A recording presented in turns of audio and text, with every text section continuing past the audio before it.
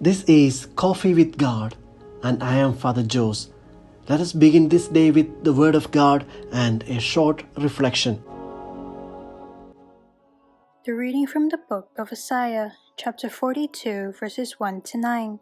The passage is taken from the Message version of the Bible. Take a good look at my servant. I'm backing him to the hilt. He's the one I chose, and I couldn't be more pleased with him. I've bathed him with my spirit, my life.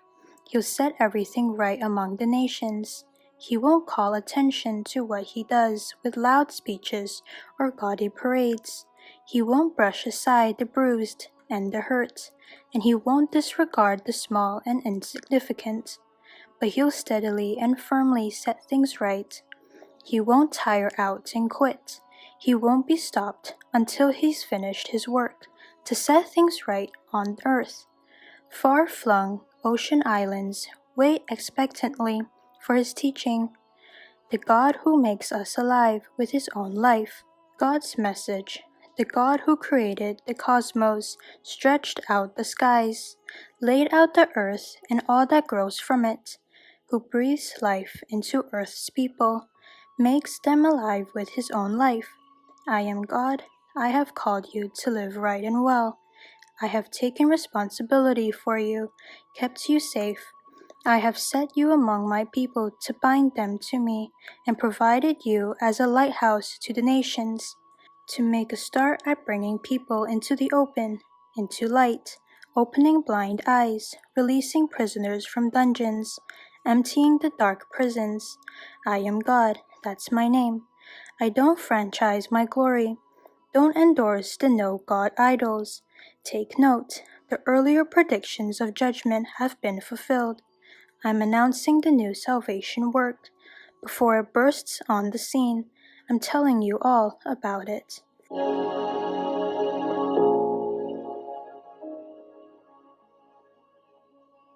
Reflections on the book of Prophet Isaiah, chapter 42, verses 1 to 4 and 6 to 7. Today, the feast of the Lord's baptism ends our Christmas celebrations. We see the third and the last of the three great manifestations, the Epiphany, by which the coming of the Lord to his people was made known to us. Jesus, though he was without sin, made himself one with sinners, with outcasts, with the poor in any way, to bring them God's forgiveness and life. He accepted that difficult mission. In the second part of the book of Isaiah, a mysterious character enters the scene. The author calls him the servant of the Lord. The opening words of the prophet about this servant of the Lord echo Matthew's description of the baptism scene of Jesus. Here is my servant whom I uphold, my chosen one in whom I delight. The mission of Jesus is then spelt out in some beautiful phrases. I have put my spirit upon him, and he will bring justice to the nations.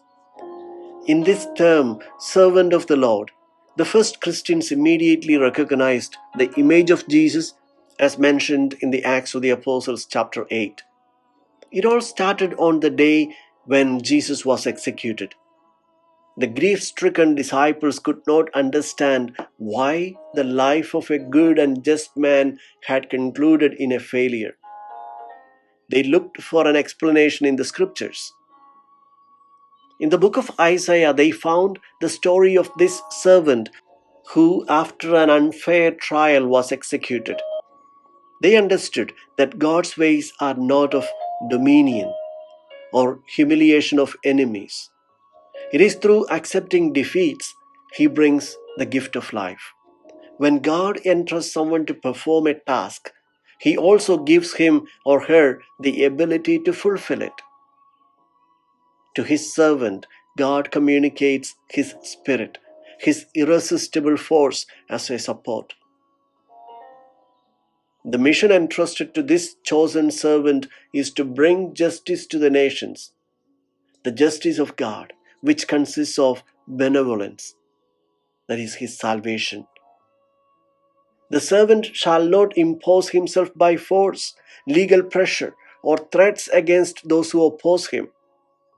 He will not shout nor raise his voice like those in authority. He will bring back the one who did wrong instead of destroying him. For him, there will be no lost cases nor irrecoverable situations.